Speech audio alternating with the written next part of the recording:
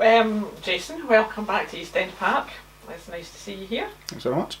When you first came to Dunfermline, you were signed by Dick Campbell in around about February '99. Yeah, that's right. I was at Wraith Rovers. I'd been down in Millwall for a year and then came back to Wraith Rovers. I think it was only for 5-6 months, and then Dick put in an offer and it was accepted, so signed here. Mm-hmm. While you were at Wraith Rovers, you obviously played in Europe and you played in that famous game against Bayern Munich.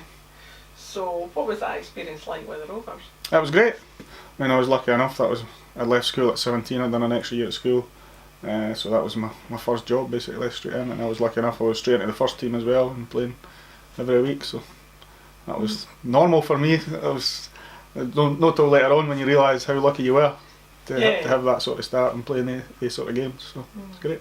And that was under Jimmy Nicholl? It was under Jimmy Nicholl, yes. I had a couple of spells. Jimmy Nicholl went into Millwall and taken us down there, and then when I came back up, and then later on at Dunfermline, Jimmy Nicholl was here as assistant to Jimmy Calderwood as well, so had some good times. Yeah, Jimmy obviously thought a lot of yourself and Stevie Crawford, and it was Sinky that went down to Millwall as well, wasn't it?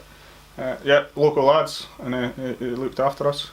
Obviously me and Stevie came through the sort of YTS together. We played underage football together, so we were pretty close, and it was great to go through the ranks together as well. Did you play in the same team? Yeah, we played for Castlebridge under 14s, same team. Stevie's mum and dad, used to drive us about, hay shot us about, so it was good. When you came to Dunfermline, well, in fact, what made you come to Dunfermline and leave Wraith? At the time, Dick was a close friend anyway, but it was pretty persuasive. Financially there wasn't a lot in it, but when you came and look around the place, you realise the size of club Dunfermline was, and I thought they were going places, and I thought it was a great opportunity for me as well, so that was the main reason. Yeah, because at that season that you came, we were in the Premier League then. Yes. But then you were only here a wee while, and then Dick left in the November of that year. So the first year I think we just got relegated. That first year I just joined at the end of the year, and things were changing. There was a lot of sort of older players, and they were trying to bring in sort of younger ones. And so we did get relegated, which was a bit of disappointment, and a bit undeserved I think at the time. I thought we played well and just couldn't get the results at the time, but they say the leagues never lie, so we got relegated. But the next season we sort of came back up, and it was good. Good team we had. Because there was the change of manager when Dick left, and then Jimmy Nicholl took over briefly. Before Jimmy Calderwood came in. So what was it like playing under Jimmy Calderwood compared to maybe playing under Dick? Yeah, different styles completely. Dick was, I would say, more man manager. His was all focused on a Saturday. The training through the week might have been slightly different. He took some training sessions, but other training sessions he wasn't really involved in. But on a Saturdays when Dick sort of came to life. Jimmy Calderwood was more of a coach as well, obviously coming from sort of Holland, where he had spent a lot of his time. Training was great. It was focused on the first team a lot. So if you were in the first team, it was really focused. If not, then I could see how you didn't feel part of it sometimes. But no, I liked Jimmy Calderwood's training. It was good. During that close season, after you first came, you had a wee op on your knee, I think. Just maybe kind of tidy up thing. Yeah, just had a wee tidy up. It wasn't too serious. I think it was only for a couple of months, but it sort of put you back a wee bit, and you're always on the back foot that first sort of season. I think my first game was maybe, I was injured when Jimmy Calderwood came actually. My first game I think was away to Morton or something like that under Jimmy Calderwood. So I found it a struggle to get into the team to start with, but eventually I started getting involved. You were played at full back and in midfield. Which position did you prefer? Because you were on either side at full back, and then you were in midfield. Yeah, I think that was the case most of my time at Dunfermline. I played left back, right back, I played anywhere along the midfield, I played up front a couple of times as well, so I think I was jack of all trades, master of none, basically. But it was frustrating sometimes because you couldn't get that sort of consistency in your game. You could play left back one week and play right wing the next week, and it was good in a sense that you were getting used all the time, but just to get that consistency, it was tough sometimes. Can you remember your first goal against Clydebank? No. Capel was played 4-1 win. No, I'm not very good at that, to be fair. I mean, I know some boys that could recall every goal and every game they played, but that's not me. You played with some decent players here at Dunfermline. I mean, you had in defence you would have West End goal, or Chris Mampai was around Chris as well. Mampai, and then Marco Rutenbeek later on as well. A few good goalkeepers. Defensively, there was a lot of good players. Obviously Scott Thompson Nipper was a great player. Scotty Wilson, Greg Shields, Andrew Skerler at the time as well, so it was good. I think initially you played with Brian Reid and Big Andy Reedy. Todd. Big Reedy and Toddy, that was right at the very start, yes. Yep, so I thought probably the team that I played in later, I would say where I went on achieved a bit more. Managed to get top 6, I think top 4 a couple of times actually as well. So I think that team with sort of Nipper and Skerler and Scotty Wilson, that was probably the strongest team with Ian Ferguson, Gary Mason, Barry Nicholson and Stevie and Brew up front. That was probably the strongest Dunfermline team I played with, and we managed to get maybe 4th a couple of times. Yeah, because they kind of improved year on year under Jimmy Nichol. Jimmy Calderwood, while he was here, I think we started off at 9th, and then we improved. Yeah. And that for season 99-2000, we won promotion back to the Premier League again. So that was probably a good effort by the whole team then. It was. I mean, Jimmy Calder was just first sort of salvo into British football back into management again, so he was just finding his feet as well. I think now, looking back, a lot of fans put a bit of blame on Jimmy Calderwood for things that happened and spending money. Fortunately, I never gave enough to me. But it was a great team. I think we probably spent a couple of pounds on a few, but it was a great times. And you didn't realise at the time, obviously, how the troubles it would cause later on. But and you had Yusuf Rossi as well. Yeah. In that team. What was he like? Because he always seemed a bit of a maverick. Defensively, I thought he was the best defender I ever played with.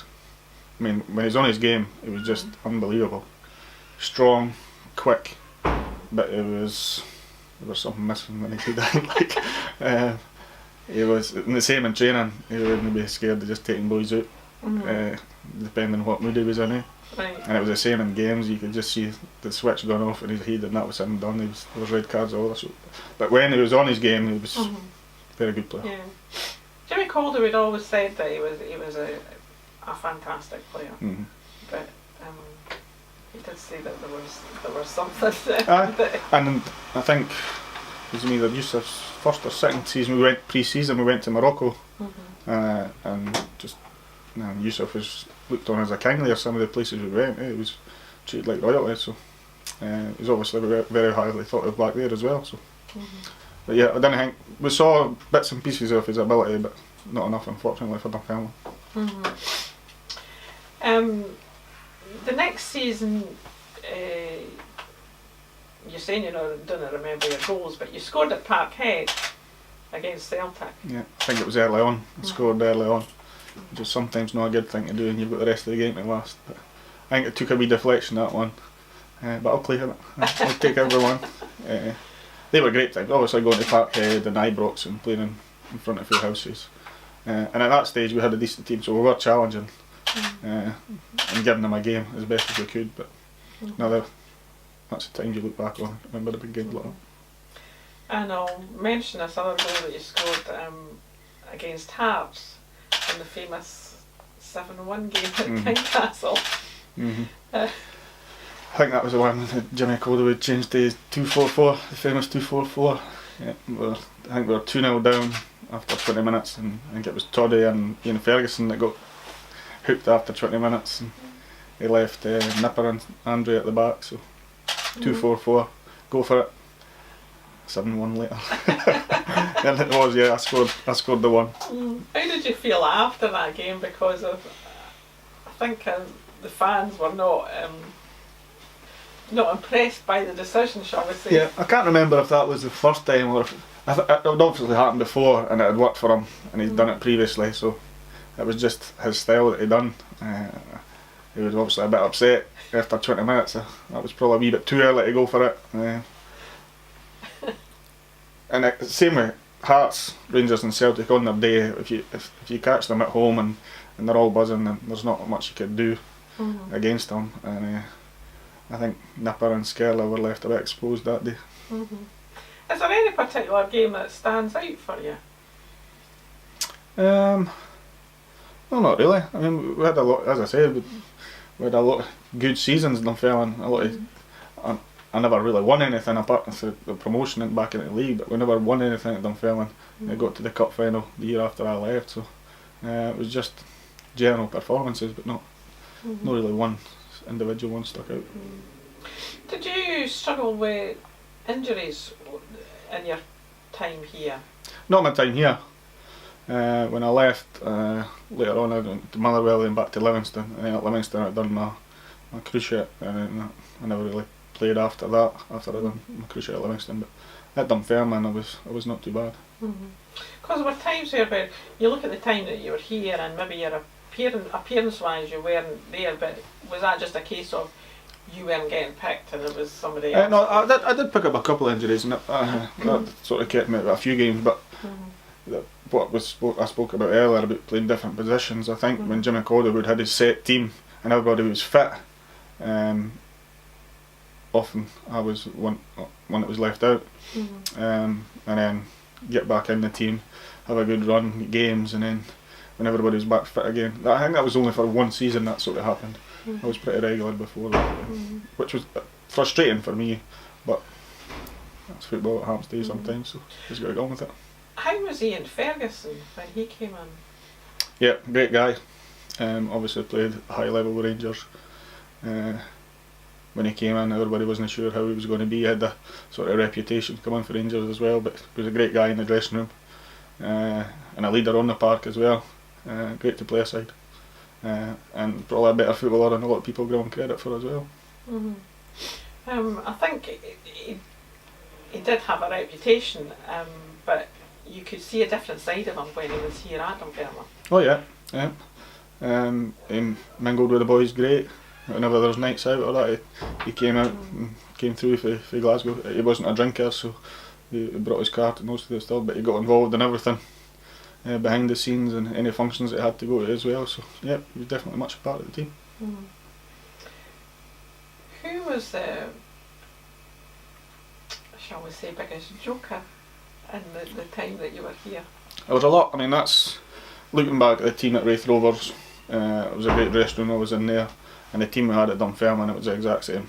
We had a lot of characters, and a lot of our success was the fact that we sort of socialised together as well. So Scott Thompson, Barry Nicholson, Stevie Crawford, John Potter at the time as well, Justin Skinner, David Nichols. We all sort of socialised together, played golf, went out on the Tuesday nights sometimes because you got your Wednesday off. So it was a regular thing. We went out and socialised together, but we worked hard as well in training. So I think that was a lot of the teams that I had success at, it was because of the sort of relationship we had off the park as well, not just on the park. Most people that we've spoken to here, ex-players, have all said that that it's always been a good dressing room here, irrespective of what era it's been, because we've spoken to some of the guys from the 60s as well, and they've always said that it's been a good dressing room. So what does that come down to then, if it's this club? It must just be the club itself. I mean, because it's been different managers and different players and that at the time, but it must just be the feeling that you get for the club. It's a huge club in my opinion. Hopefully they get back to the Premier League again soon, because that's where they deserve to be. But just the feeling about the place, the people behind the scenes make everybody feel welcome as well. So it's very much a family club behind the scenes as well. And it was great to be part of. Your last season here was the season where you scored that goal at Ibrox, the last game of the season, against Rangers, and a 6-1 defeat. Was it 6? I thought it was 5. Apologies. But it was a game where Dunfermline didn't play badly, but then they were credited with lying down against Rangers. And people who were there obviously didn't think that at the time. No, I think that was obviously Chris Sutton that said that. Came out and said it. He was just obviously disappointed at what happened at the other end. I think Celtic and Rangers were equal on points and equal on goals on that day. So it's whoever won on the day. They were away to Kilmarnock, and Rangers obviously had us at Ibrox. And I thought we played well that day. But like I said earlier, sometimes you get, when you play against Rangers and Celtic, if they're on their game, the resources and finances that they got and the players that they had at that time, there's not a lot you could do. And I think I made it 1 each at that time. I got played up to Brewster, who laid it back, and I scored and made it 1 each, so there was a bit of silence around the place. But yeah, they just kept going for 90 minutes and they beat us 6, and Celtic only won 5, so Rangers won the league. So. But performance-wise that day, there's a lot of people say that the performance that the team put in that day was one of the best that we've ever performed at Ibrox. And the players felt that as well, eh? Yeah. Obviously, a few were disappointed in Chris Sutton's comments. He obviously hadn't seen the game, he was just basing it on the result. The players felt themselves that they had actually done okay. Everything Rangers, time they went up the park, they seemed to score. It was just, as I said, they were on their game, we were on our game, and they were that wee bit better than us. But yeah, performance-wise, we definitely didn't lie down anyway. That's not the case. You said before that the team that you played with the likes of Nipper and Ballynicker was the best team that you played for. Who is there anybody that stood out in the teams that you played in the squad? I mean, I'm still close to Nipper, so I didn't know what to say to him, but at that time he was the captain of our team, and he was just a great player. And it was the same in training. You wanted Nipper on your team in training because he trained the exact same he played. He hated getting beat, and he hated anybody going past him. He was just a winner. And I think there was a couple of seasons when he definitely deserved the call up because he was playing that well. Stevie and Big Craigie Brewster had a great partnership up front. A lot of people thought Brew was maybe past it when he came, but he was a great foil for Stevie. Great target man. And again, he was actually getting touted with a Scotland call-up at that age, playing for Dunfermline as well. So, I think throughout the spine, with Stevie and Crow up front, Ian Ferguson in the middle of the park, Nipper and that at the back, it was a strong team. And then we all sort of played our bit. Stevie always, when we spoke to him, he gives the whole team credit for the amount of goals that he scored between him and Brewster. And he said that it wasn't just him and Brew, it was the rest of the team who helped contribute and make the goals, make the passes, etc., for them to score the goals. So he always gives credit to the rest of the team. Yeah, I mean, I don't think there was really a weakness in that team. As I said, we all did contribute, we all managed to get a couple of goals in as well, but it's good when you know it does go up front and you've got either Brewster getting on the end of things or Stevie running into things with a bit of pace. I don't know how much they scored, but it must have been towards 40 goals that season as well. So it was great when you know it goes up there, there is goals up there. And then you left, so I take it you were released by Jimmy Calderwood and you went on to Motherwell. Went on to Motherwell. I'd been in and out of the team. I'd picked up a couple of injuries. I wasn't really enjoying it. So I'd spoke to Jimmy Calderwood, and he said they would like to keep me here. He said, "Can you promise me that I would play every week?" which is understandable. Terry Butcher was at Motherwell. I spoke to him, and I just felt it was the right thing to do. Probably looking back, I probably should have just stayed at Dunfermline, but that's the decisions you make at the time. So went to Motherwell for a season. I went to Livingston for a couple of seasons after that. As I said, got a bad injury at Livingston, done my knee at Livingston, and then went to East Fife after that, and I only played a handful of games at East Fife, and so I tried to get into the coaching side after that. And what you did do, you were at East Fife coaching as well, were you not? When I stopped playing at East Fife, was assistant manager with Stevie. Stevie came in and he was player manager for a while, and I was assistant there for a while. And then I was assistant manager at Berwick Rangers with Colin Cameron, who I played with at Wraith. And then up until about 6 weeks ago, I was assistant manager at Cowdenbeath, just along the road. I've stayed in Cowdenbeath all my days, so it was great to be part of the local club as well. And you were at Oakley as well? When I left, was it a East Fife or? Yeah, after Stevie quit East Fife, and didn't really enjoy the management side at that time, and he wanted to keep playing somewhere else, so Stevie left. I went back, and my wee brother was playing at Oakley, so I went and played a couple of games there. And then they lost a manager at the end of the season, so I was player manager for about 6 months, maybe even a year at Oakley as well, in the juniors for a bit. So that was enjoyable. That was my first sort of only manager's job so far. But, I enjoyed the coaching. It's still great to be part of the sort of football side. So hopefully we'll maybe get back into doing something. I was going to say, so what do you do now? Do you obviously have a full-time job now, and you're still looking to continue in coaching? I mean, I enjoy this. Going to Dunfermline games now and again. I get to go to the odd Wraith game now and again on a Saturday, or go and watch my son playing. But hopefully I'll enjoy Christmas, New Year, and then see what happens in the new year. Maybe try and get back into doing something again. So, how do you look back on your time here? Do you feel it was worthwhile coming to Dunfermline? Oh, definitely. It's a huge part of my career. I think there were maybe about 5-6 seasons or something I was here, so it's definitely a big part of my career. Football wise, I would say it was probably one of the best teams that I played in. I had a lot more success at Wraith Rovers. We probably overachieved at Wraith Rovers with the team I was in there, winning leagues and trophies. But football wise, Dunfermline was probably the best team that I ever played in, so a huge part of my career. Well, Jason, thank you for coming along and speaking to us today, and hope you enjoy the game. And it's nice to see you back. Thanks very much.